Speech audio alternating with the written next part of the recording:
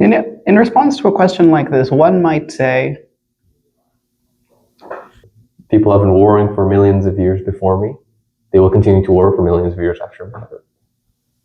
Organisms, they compete for resources, and this is the natural flow. It's not quite apathy, but I will go to war, and I will try my best to win. And that's just life. Who are these two jokers telling me? I see, and we come to accept this fact and look for better ways of struggling. I want to be stronger, smarter, more clever.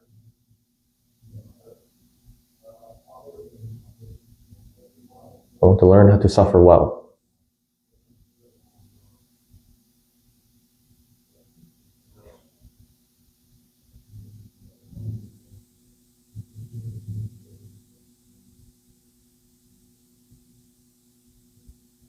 good things don't come easy.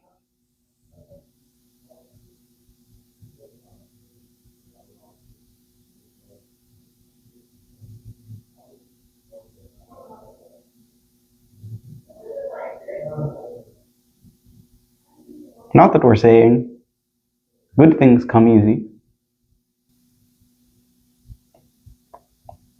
Finding that which does not profit through struggle, finding that which is not marked by conflict,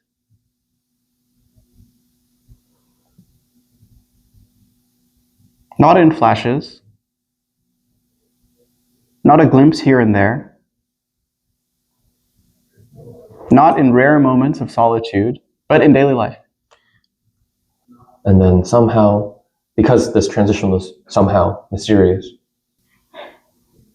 and the orientation of my daily struggle becomes oriented to understanding this somehow mystery. You told me you'd like to talk about living. I'm curious. What are we here to say about it? I think this question of living has concerned us implicitly throughout our dialogues. That in coming together here, we're interested with, concerned about understanding our existing way of living as it is, not as we think it should be. And in this endeavor, finding out if there's any necessity to it, any truth within it, and also questioning whether there might be a different way of living entirely.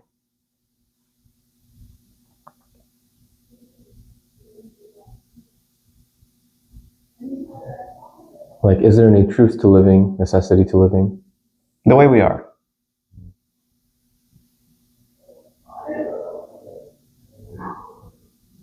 And is there a different way of living entirely?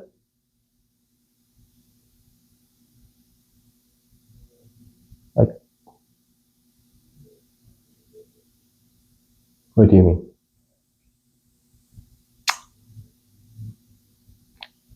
Living as we know it is a battle. A near constant struggle against one obstacle and then the next. A series of conflicts with ourselves, with our fellow human beings, with the environment, punctuated by rare moments of rest and reprieve. I see, like, goal, pursuit, satisfaction, Frustration. dissatisfaction, or frustration, boredom, goal, pursuit, satisfaction, frustration, Restlessness. restlessness, The whole violence.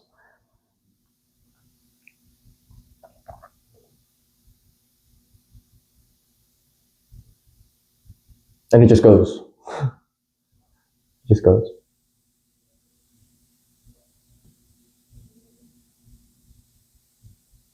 I see. And we want to know, is there any truth to this?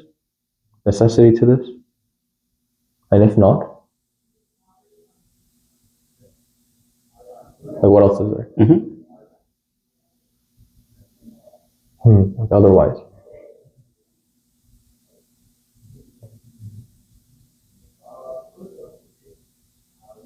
Okay.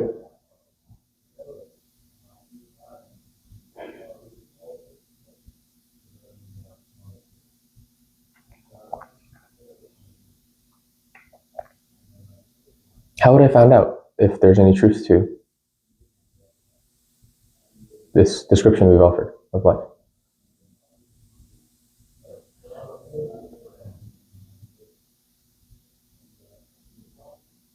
If one is at all sensitive, at all intelligent, I think should be fairly evident.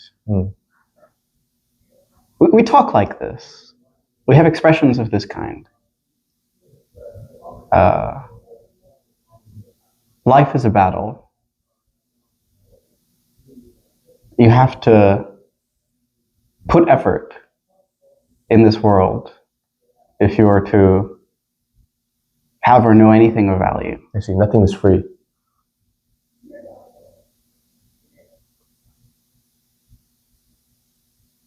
The world is a harsh place. Life is a cruel mistress. I see. Like life is unfair. Life is suffering.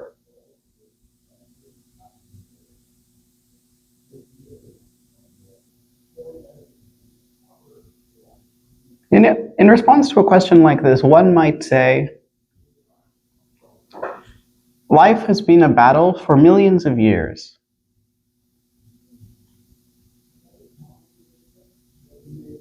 Such that nature is always in conflict. I see. Nature is always struggling.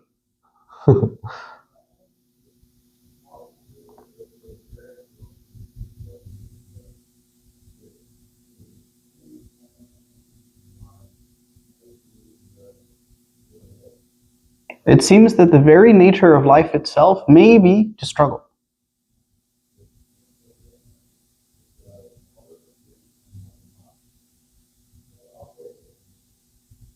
I see, and we come to accept this fact and look for better ways of struggling.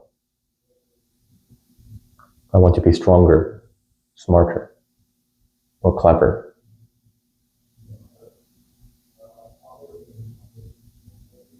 I want to learn how to suffer well.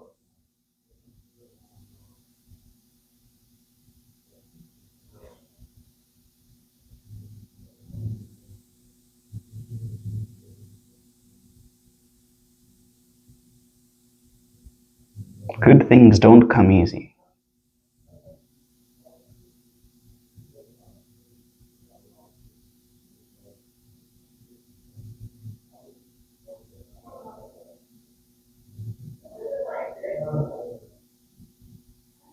Not that we're saying good things come easy. I see, and I only move when like tragedy befalls me, because I've resigned myself to the fact of life, according to these descriptions. Or if I have great ambition. I see.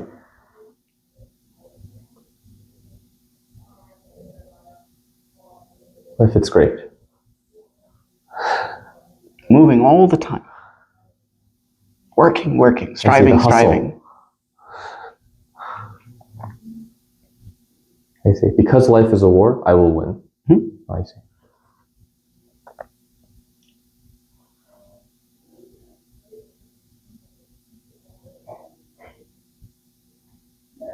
So if one is put a question such as this...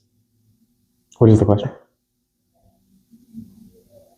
Is this way of life necessary? Is there necessity to this way of living? If one puts an answer such as this, then one's inquiries come to an end.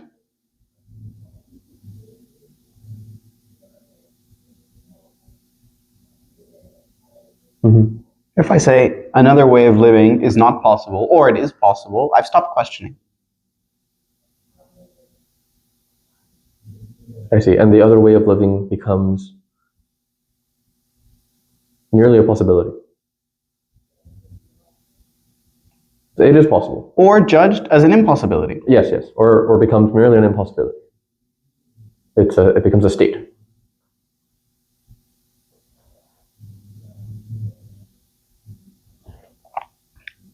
A condition, if you will. So what is behind this constant struggle?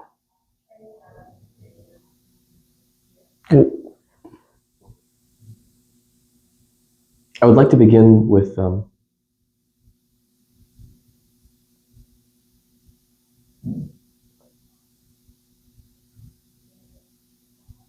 does one have reason to move out of this realm of mere possibility? We've said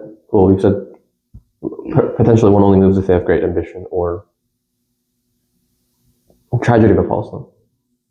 But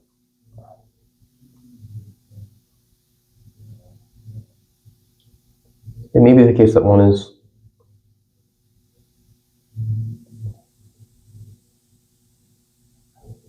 apathy is, I'm not sure if I want to use that term, but one throws their hands up and says, oh well, I am a single wave in the ocean. People have been warring for millions of years before me. They will continue to war for millions of years after me. Or maybe not millions, I'm not sure. But organisms. I think people roughly say people have been around for about 100,000 years. I'm not expert in history, but organisms, they compete for resources, and this is the natural flow. It's not quite apathy, but like I could feel sympathy for those who are dying tragically, and cross my fingers. I hope no such great tragedies befall me, but I can't prevent it. I will go to war, and I will try my best to win, and that's just life. Who are these two jokers telling me to consider otherwise? I have no reason to. To put a question such as this, one must have a great deal of interest, a great deal of care. And you're asking, if I may, where is this to come from? As it were, what right does one have to pose a question such as this? To ask another to inquire together. Out of the blue. I don't know why it's that color, but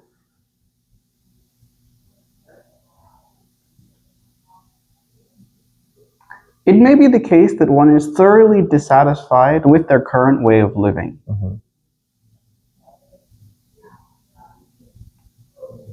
Such that there is no choice but to inquire into this question. That depth of dissatisfaction can only take place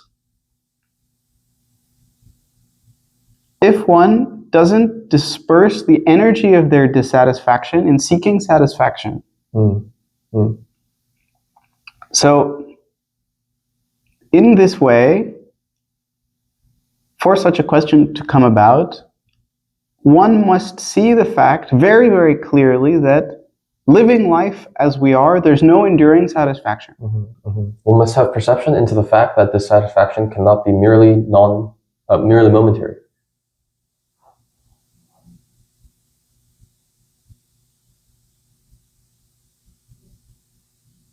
Momentary dissatisfaction coming and going. Like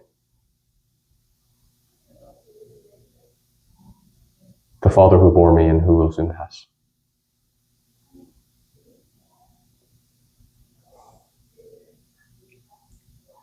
Whatever satisfaction may come in a life such as this,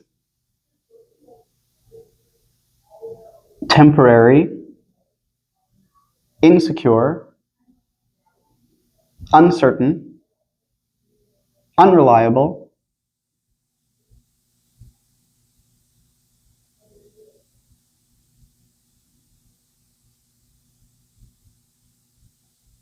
such that I realize that dissatisfaction is the natural condition.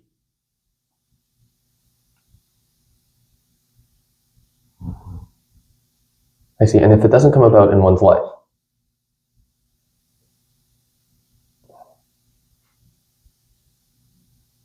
action upon that life will be like coerced, imposed.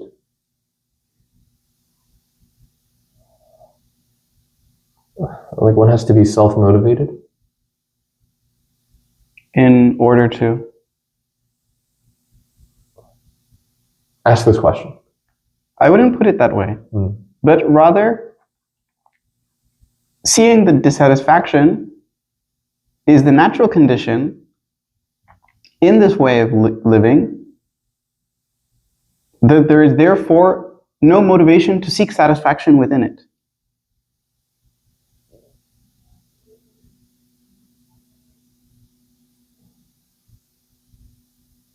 I see. I don't have all the puzzle pieces. So no matter how I arrange the puzzle pieces that I have, I won't get the full picture. So like I need a different puzzle piece. So like I need to see, but I need to first see that I don't have all the puzzle pieces. Mm-hmm. And I guess I was asking if somehow there's a way around this. And I think what we're saying is no, there isn't a way around it.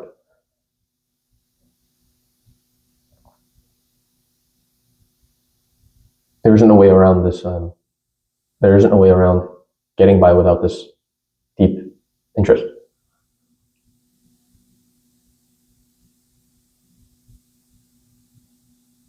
Otherwise, you will be chained to the monotony.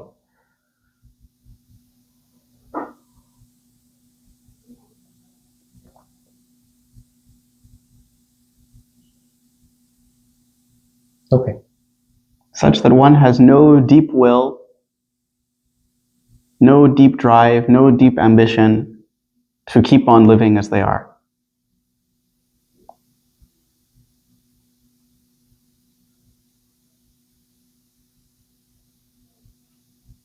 Because the energy of that dissatisfaction, the flame of that dissatisfaction,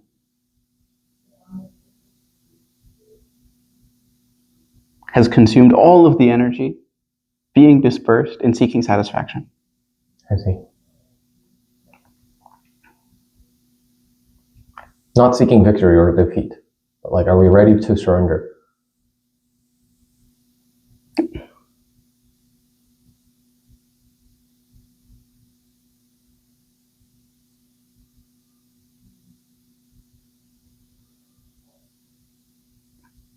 Not surrender to something, Oh, I see. but that one is no longer interested in fighting. Mm-hmm, mm-hmm. Not that I've been defeated. Mm-hmm. Not that I've given up, like I've lost, but like surrender has a different quality to it. There's no point in continuing the way that I am.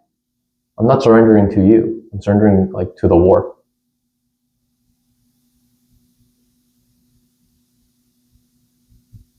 Or I'm surrendering the war. That's what I'm giving up, not the battle. This is too poetic. I mean it, the way I've said it. Not that I won't fight you, but like I won't fight. Mm-hmm. Such that the battle may continue because it's my conditioning, but that I no longer give it any existential import. I'm not caught up in the battle. I'm not a combatant. But there's the battle. Also, it may be the case that one has at times caught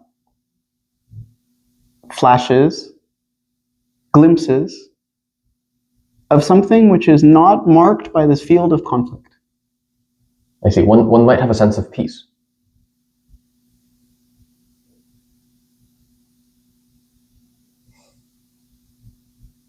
Even the memory is enough to get one excited.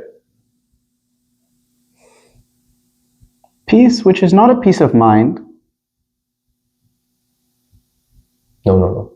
A mere quietude. It wouldn't be fragmented in this way. Externally unpeaceful, but internally very peaceful. This would be... It's not an internal peace. This is silly. This isn't peace at all, if I may. It's a kind of peace, but it won't cut it. The peace that is there with great beauty.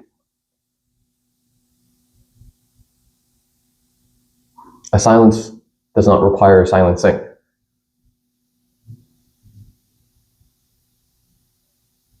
A silence that is uncorrupted by noise.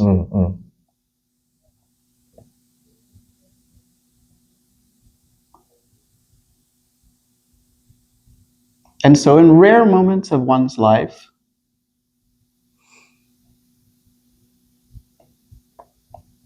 finding that which does not profit through struggle, finding that which is not marked by conflict,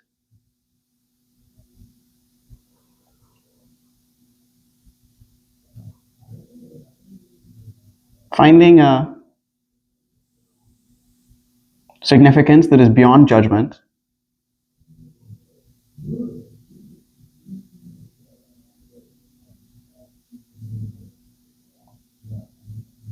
coming upon such a thing, mayhaps living with such a thing,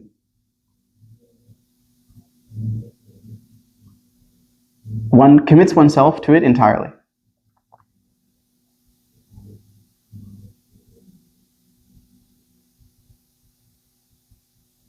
And so it says, I must understand my current way of living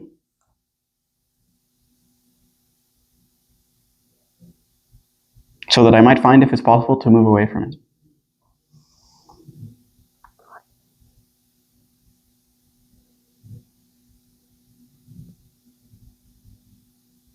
Not in flashes, not a glimpse here and there, not in rare moments of solitude, but in daily life. If I may, so have we described life as a daily struggle, but somehow in a mysterious way, in this daily struggle, there's a moment of solitude, peace, and then return to this daily struggle. And then somehow, because this transition was somehow mysterious, in this daily struggle, I seek this glimpse once more. And the orientation of my daily struggle becomes oriented to understanding this somehow mystery. Is this what you're describing? Or is this what we're describing?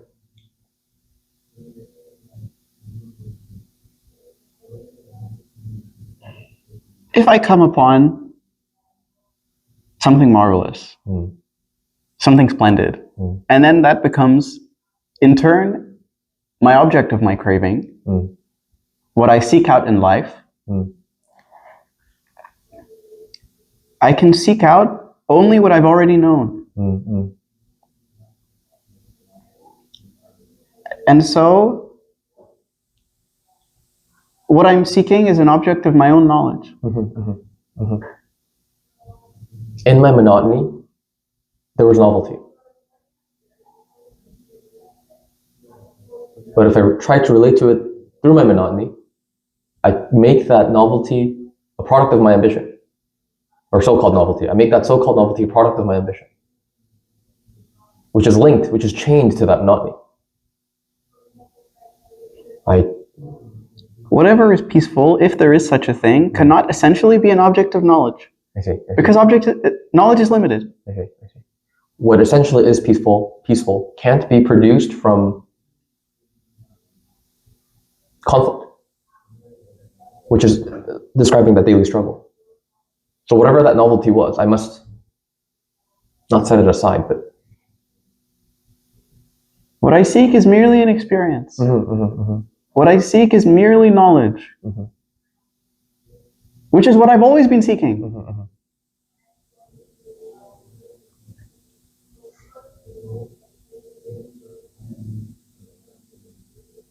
Whether I say the experience is worldly experience, spiritual experience, religious experience, it's still experience.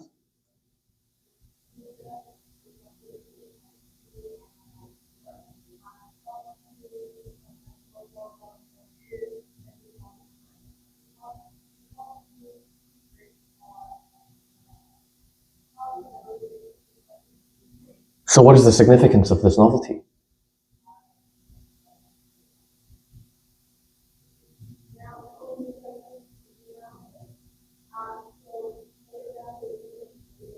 Which is in such contrast to my daily life.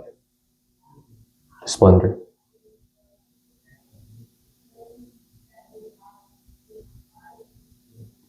Is it merely an experience? Coming upon something I've never come upon before, I realize the world is more than I've made of it. The world isn't what I think it is. Yeah. Is more than I thought it was. I see. I've been clued in. Somehow. But then if I limit the world to what I've experienced, to what I've known, I'm caught in the same pattern. Just a little bit bigger. Somebody's trying to tell me something and I go, I don't need to hear it. Now I know. So, in coming upon something new in this way, there's a shock. But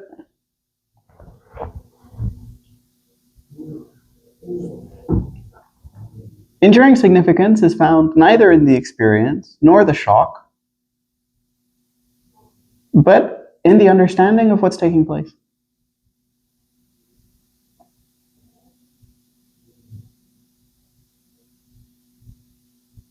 And that understanding has significance whether what is taking place is new or old.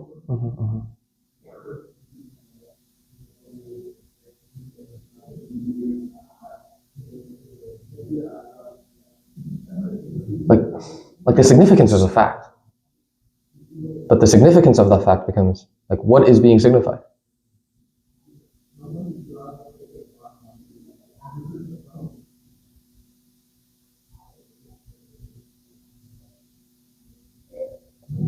That I'm driving and I see a stop sign is a fact. Like there's a signal, there's significance. But the significance of that signal is like, what is it? Like, what does it mean? What is it signaling? What is it that's being described? Not merely description. Which is not posed as an intellectual question, No. as something to analyze, but rather something to observe. Something to look into. Well, if I don't stop, I might crash. And we do. Or we stop.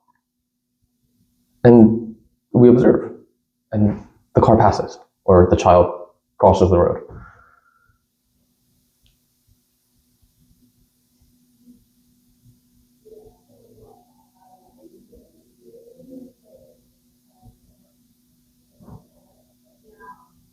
So we want to understand here today, as much as we're able, the basic pattern of our living.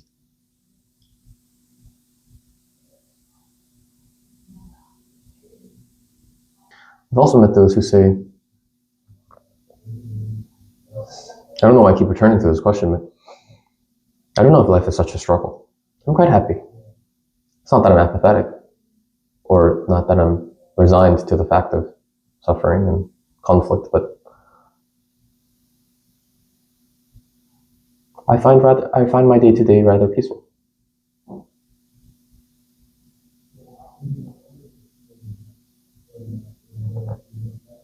So if so far we've described what is the relationship between this, the struggle of daily life to this peace, it might also serve us well to question the relationship the other way around.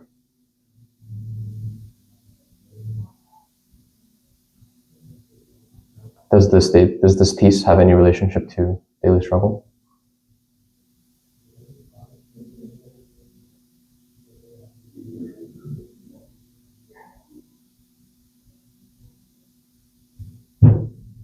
If I'm a so-called peaceful individual,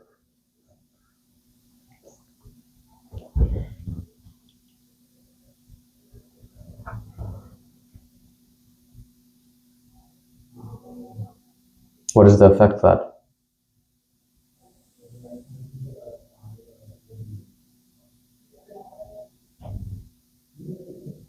Forget it. I can cut that out. Forget that. You were saying, as much as we can, we want to go into the question of living, understanding our living. Let's begin there.